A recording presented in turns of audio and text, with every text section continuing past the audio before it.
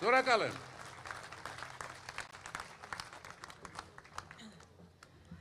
Շաբաթներ առաջ, երբ ես նույն հրապարակում հավաք էր տեղի ունենում ԿՊԱ-ականների կողմից, մի ահասարսուր, առաջին հայացքից նորմալ, բայց որ շատ մտածում ես ահասարսուր մի հայտարարություն հնչեց։ Ու այդ հայտարարությունն այն էր, որ Սյունիքը Հայաստանի անբաժանելի մասն է։ Թե չէ ով էր դա հարցականի տակ դնում, այսինքն ինչ մի նորություն էր։ Բայց երբ որ փորձում ես համեմատել, թե ինչ հայտարարություններ էր ինքը անում Արցախի մասով, Արցախը Հայաստան է եւ վերջ հետո ասում է Արցախը հանձնեցինք, անկախացանք, հիմա ինձ համար իսկապես որպես կապանցի, որպես սյունեցի, որպես հայ մարդ, ահասարսուր է ինձ համար լսել են ինչ որ ինքն է ասում։ Բայց այս ընտրություններն իսկապես տեսակի ընտրություններ են, սիրելի հայրենակիցներ։ Ճակատագրական էին 21 թվականի ընտրությունների արդյունքներն Արցախի համար, 26 թվականը հայ մարդու ինքնության և Հայաստանի Հանրապետության բովանդակության համար ճակատագրական է լինելու։ Եվ ինչպես, գիտեք, հաճախ ասում են, դե բոլորը նույնն են, բոլորը նույն տեղում են։ Չեն կարող հող պահողը և հող հանձնողը նույնը լինել։ Չի կարող ճանապարհ կառուցողը, ինչպես դեպի Մեղրի ճանապարհ կառուցեց նախագահ Քոչարյանը, եւ Գորիս Կապան ճանապարհն ու Կապան Ճակատեն ճանապարհ հանձնողը նույնը լինեն։ Նույնը չենք։ Տեսակի տարբերություն է, տեսակի ընտրություն է։ Եվ ես վստահ եմ, որ Սյունեցին հունիսի 7-ին հայ մարդուն հարիր տեսակի ընտրություն է կատարելու։ Իսկ հիմա ես իրով խոսքը փոխանցում եմ Արցախի առաջին և Հայաստանի Հանրապետության երկրորդ նախագահ Ռոբերտ Քոչարյանին։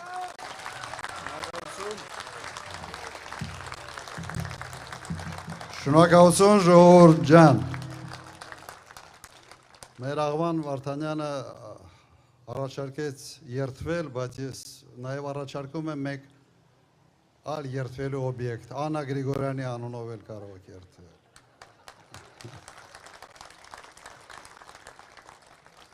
Ժողովուրդ ջան, ընտրություններ են գալիս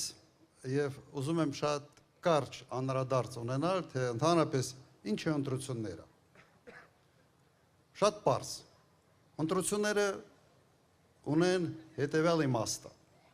Քաղաքական ուժը տալիս է խոստումներ, առաջարկում է ծրագիր, երբ ընտրվում է, ստանձնում է իշխանությունը, հաշվետու է ժողովրդի առջև այդ ծրագրի իրականացման համար։ Ուրիշ բան չի նշանակում ընտրությունները։ Այսպես ասենք, կոնտրակտ է կնքվում ժողովրդի և այդ քաղաքական թիմի միջև 5 տարի ժամկետով։ Հիմա եկել է հաշվետու լինելու ժամանակը։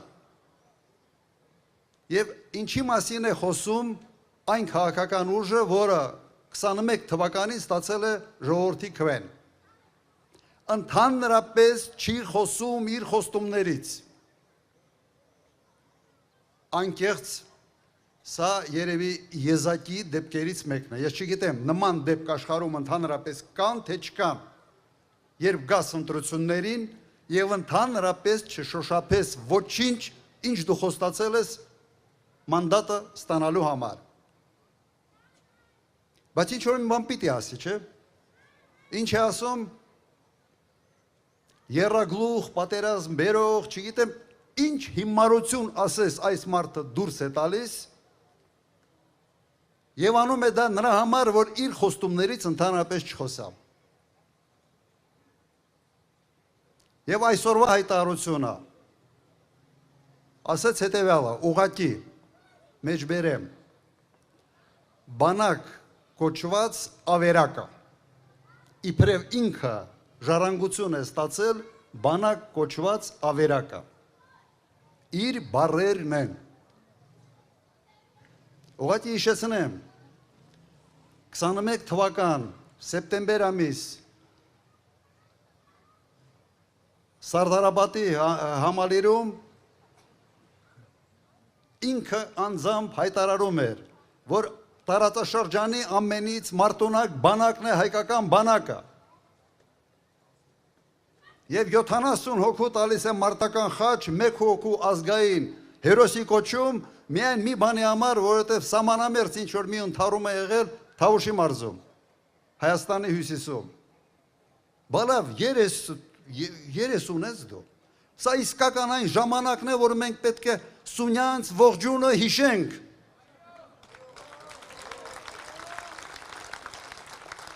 Եվ անընդհատ ամեն օր հիշեցնենք մինչև հունիսի 7-ը։ Ավերակ անվանել բանակը, որը եղել է մարտոնակ, որը անսասան է պահել Հայաստանի և Ղարաբաղի Արցախի սահմանները, ավիրել այդ բանակը, հրահրել պատերազմ, տալ 5000 կորուս, 12000 վիրավոր և հետո ասել, որ ավերակ է դա, այս մարդը ոչ խիղճ ունի, ոչ խելք ունի, ոչ էլ միգուցե հիշողություն ունի։ Ստի հիշողությունը կարճ է, սուտասան մարդը պետք է միշտ հիշի, թե որտեղ ինչ սուտ է ասել, իսկ սա չափազանց դժվար է։ Հիմա որ իրեն ասեմ, բա սենց ես ասել սեպտեմբերի 21-ին ասելով, իրոք, սենց բան է եղել, հաստատ համոզված եմ։ Սա տեսակ է, որը վայել չի հայ ժողովրդին, որը վտանգավոր է հայ ժողովրդի համար։ Երևի երկրորդ համաշխարհային պատերազմից հետո մեր ժողովուրդը ունեցել է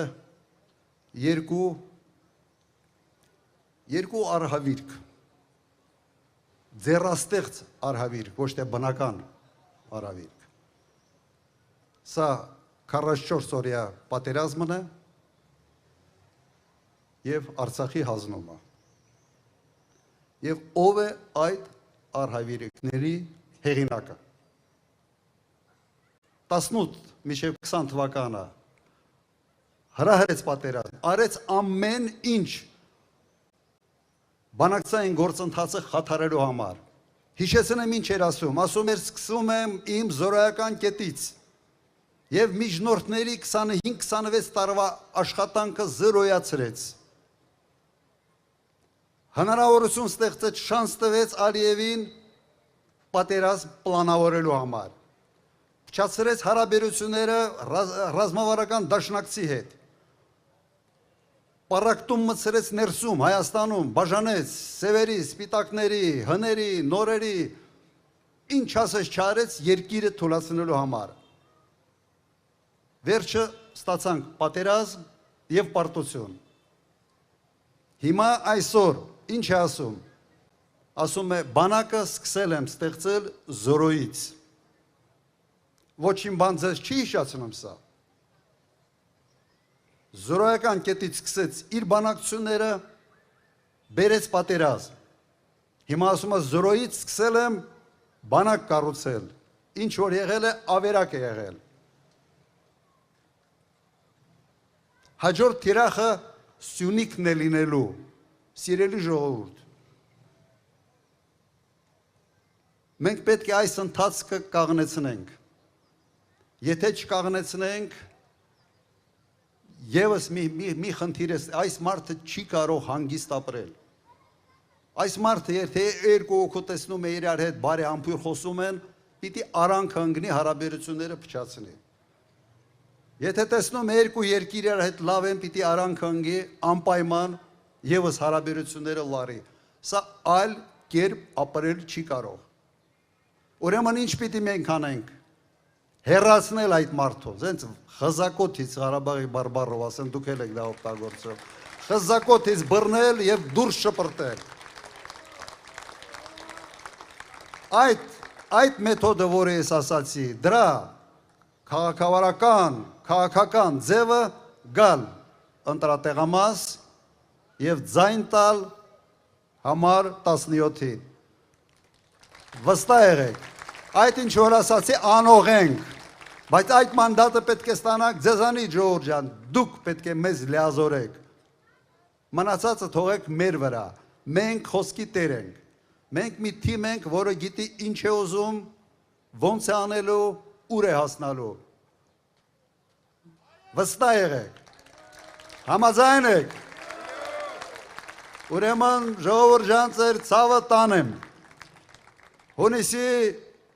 7 համար 17 Միասին բոլորս, հունիսի 7, համար 17, հունիսի 7, համար 17, և ով քվեարկում է Փաշինյանին, քվեարկում է Ալիևին, այսա պետք է բետոնի պես մեխվի ամեն տեղ, շնորհակալություն ձեզ, հաջողություն բոլորիդ, շնորհակալություն, լավ մնաս